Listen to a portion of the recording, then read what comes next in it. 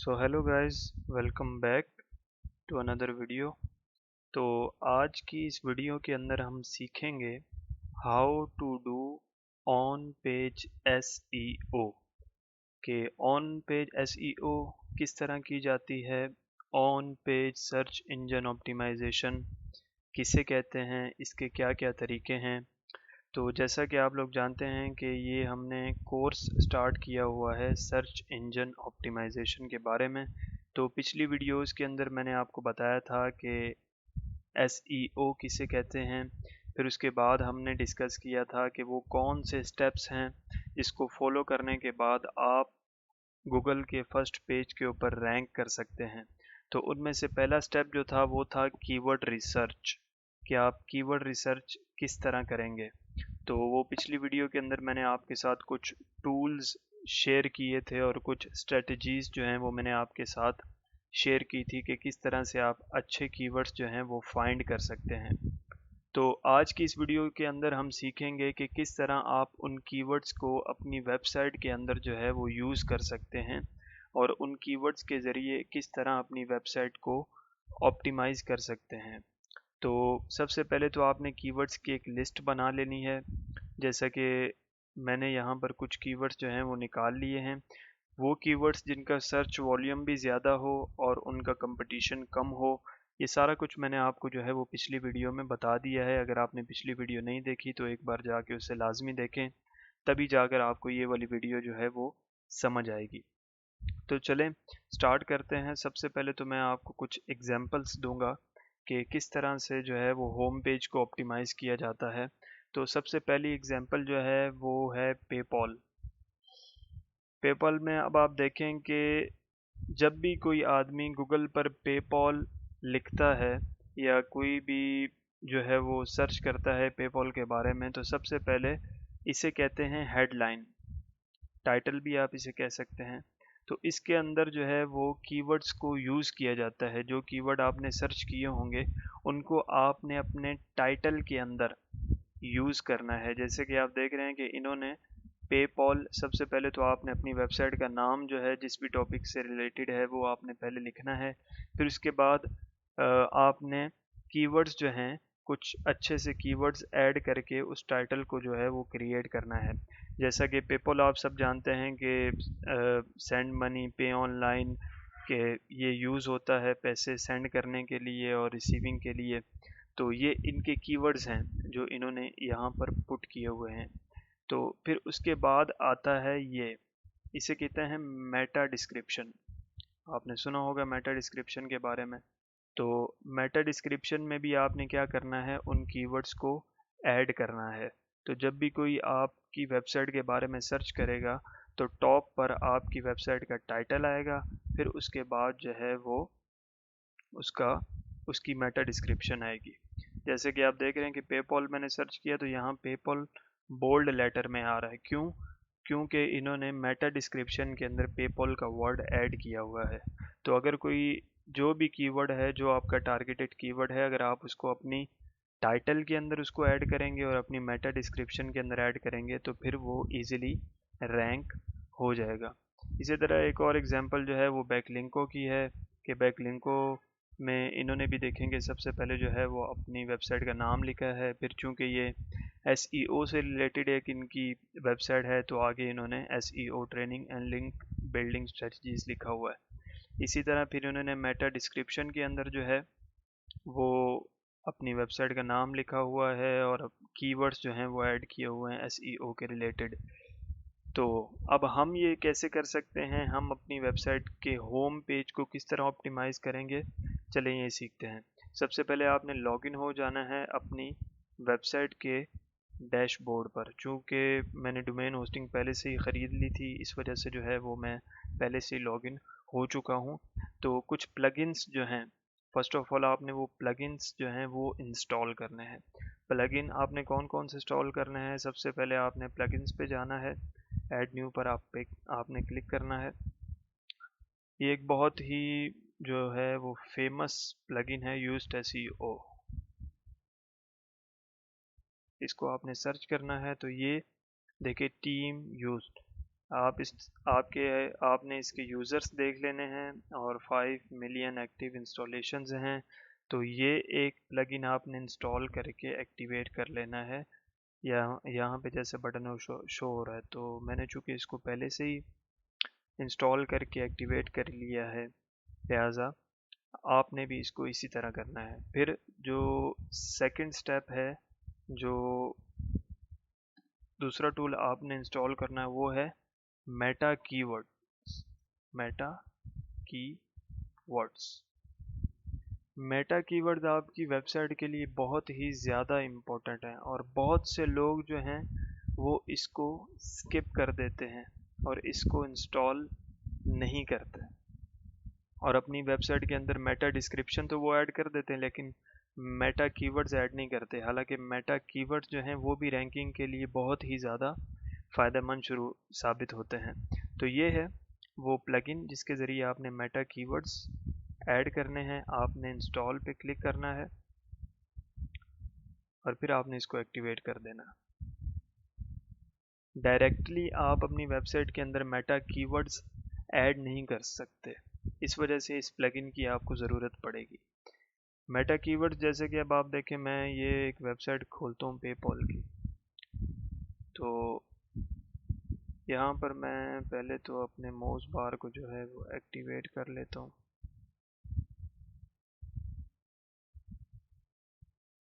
तो ये माउस बार अगर आप लोग नहीं जानते तो पिछली वीडियो के अंदर मैंने आपको बताया था माउस बार के बारे में कि किस तरह माउस बार को आप यूज़ कर सकते हैं।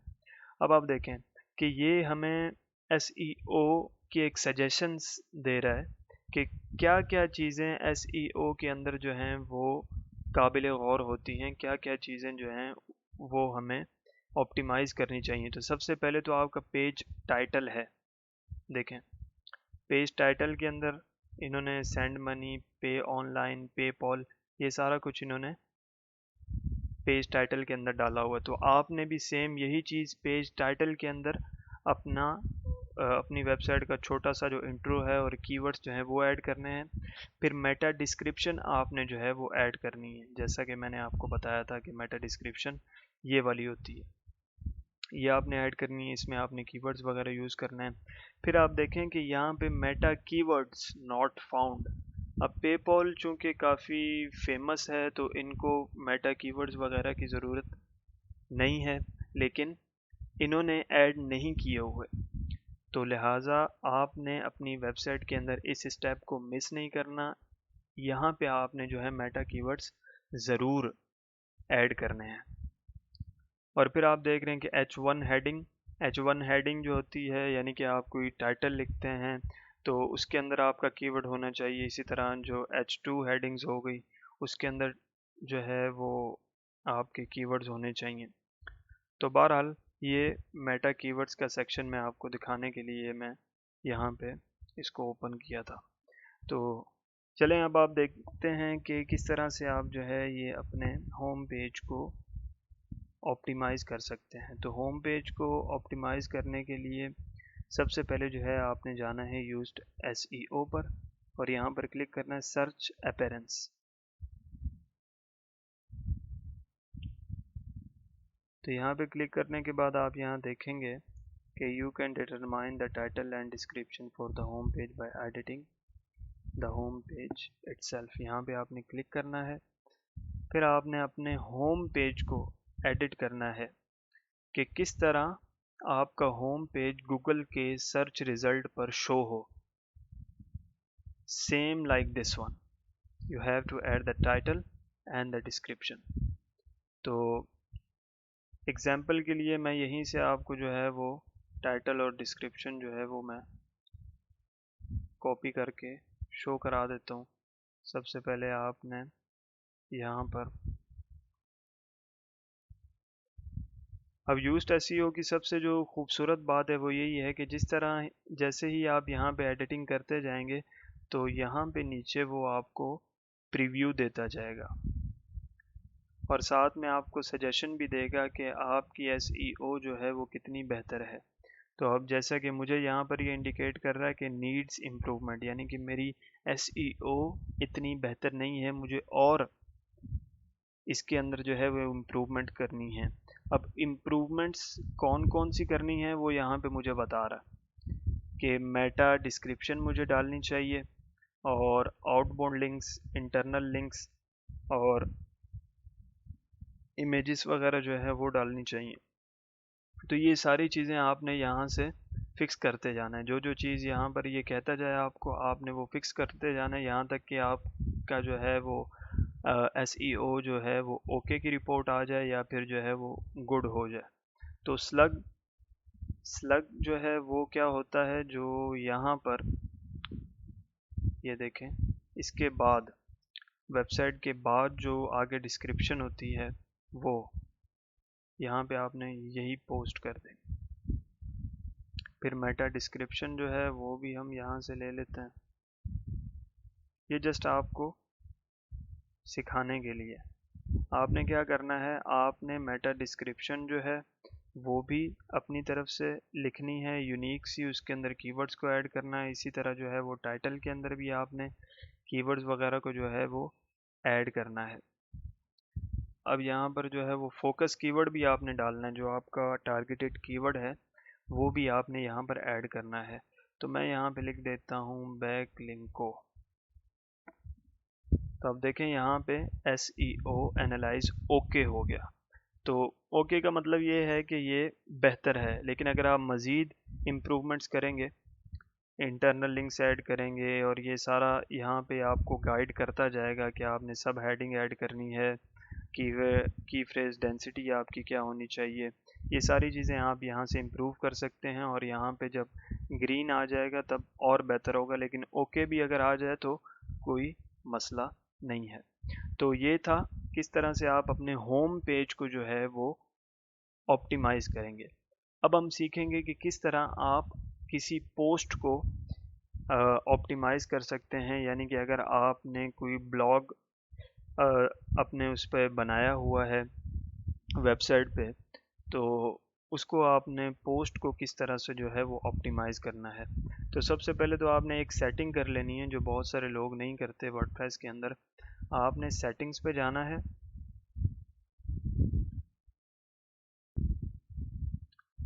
उसके बाद आपने जाना है परमालिंक्स पे।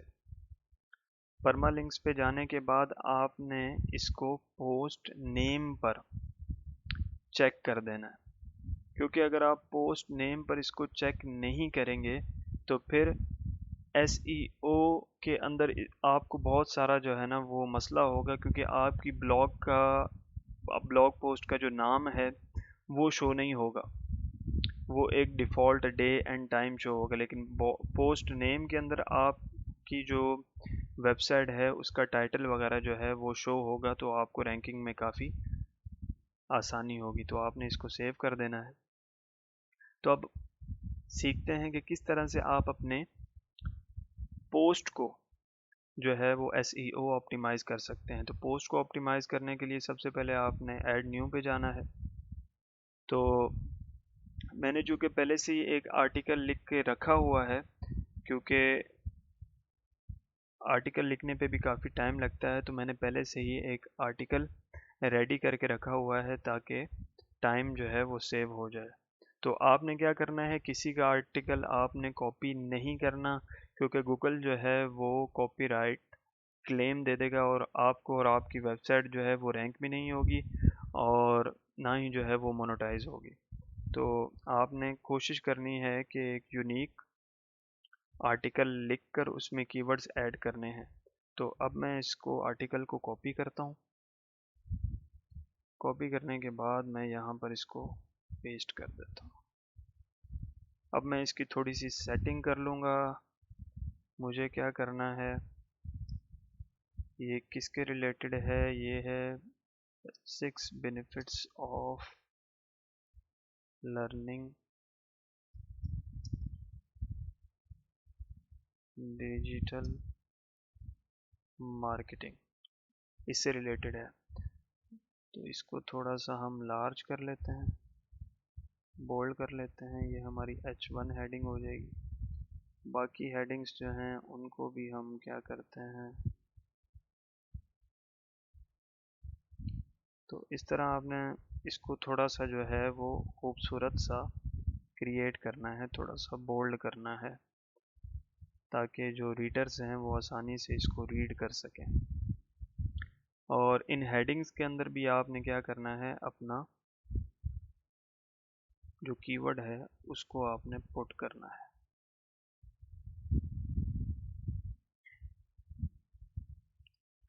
चलें जी, ये हो गया। अब आपने ऑप्टिमाइज क्या इसको किस तरह करना है, देखें। आपने नीचे आ जाना है, यहाँ पे आप देख रहे हैं कि आपको एक प्रीव्यू शो कर रहा है। तो सबसे पहले तो जो है आपने यहाँ पे अपना फोकस की फ्रेज डालना है कि कौन सा कीवर्ड है जिसको आपने इस आर्टिकल के अंदर बहुत ज़्यादा यूज़ किया है, और वो आपका टारगेटेड कीवर्ड कौन सा है। तो मेरा चूँकि है डिजिटल मार्केटिंग, तो मैं यहाँ पर डिजिटल मार्केटिंग पुट कर देता हूँ। अब यहाँ पे ये मुझे शो करेगा कि क्या क्या चीज़ें जो हैं वो इम्प्रूवमेंट मैंने करनी है। तो आपने भी क्या करना है कि अपने आर्टिकल के अंदर जो है वो सेटिंग्स यहाँ से देख कर करनी है। अब ये मुझे कह रहा है कि यहाँ पे जो है ना, you are linking to another page, इसको फिक्स करना है। You are linking to another page with the words you want this page to rank. वो कह रहे हैं कि जो आपका टारगेटेड कीवर्ड है, उसी टारगेटेड कीवर्ड के ज़रिए आप किसी और पेज के ऊपर जो है ना वो क्या कर रहे हैं, रैंक करना चाह रहे हैं। तो मैं उन लिंक्स को ख़त्म करूँगा। फर्स्ट ऑफ ऑल यहाँ पे जाके इसको मैं ख़त्म कर देता हूँ, और इसी तरह और जहाँ मुझे डिजिटल मार्केटिंग का वर्ड नज़र आए मैं लिंक्स को रिमूव कर देता हूँ वहाँ से। रिमूव कर दिया। अब चेक करते हैं क्या ये ठीक हुआ। जी, जैसे कि आप देख सकते हैं वो अब एरर ख़त्म हो गया। अब वो कह रहे हैं दूसरा एरर क्या है कि की फ्रेज इन सब हेडिंग मोर देन 75%।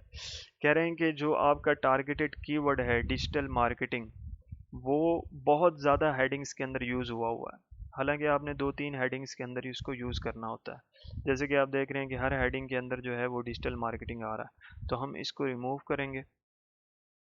रिमूव करने के लिए इसको यहाँ से कैंसिल करके कोई भी रिलेटेड हम वर्ड यहाँ पे डाल देंगे। इसको भी रिमूव करेंगे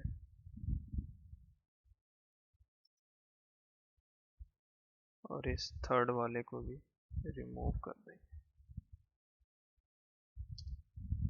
अब देखते हैं। जी बिल्कुल, वो एरर भी आप देख रहे हैं ख़त्म हो गया। अब मेटा डिस्क्रिप्शन यहाँ पे वो मैंने ऐड नहीं की। मेटा डिस्क्रिप्शन जैसे कि आप जानते हैं कि यहाँ पे जो गूगल में शो होता है, तो मेटा डिस्क्रिप्शन जो है उसके अंदर भी आपके कीवर्ड्स यूज़ होने चाहिए। तो मैं यहाँ से ये मेटा डिस्क्रिप्शन कॉपी कर लेता हूँ।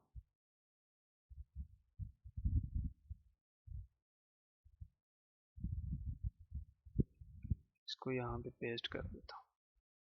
अब वो एरर भी यहाँ से ख़त्म हो गया।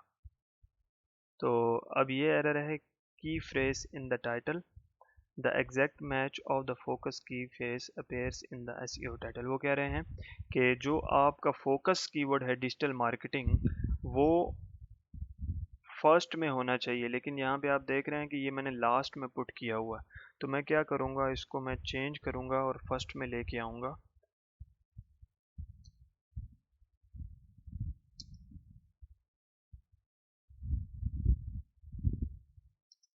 डिजिटल मार्केटिंग 6 बेनिफिट्स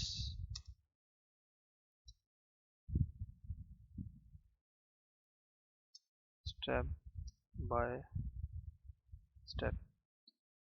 तो अब मेरा ये कीवर्ड जो है वो फर्स्ट वर्डिंग में आ गया है।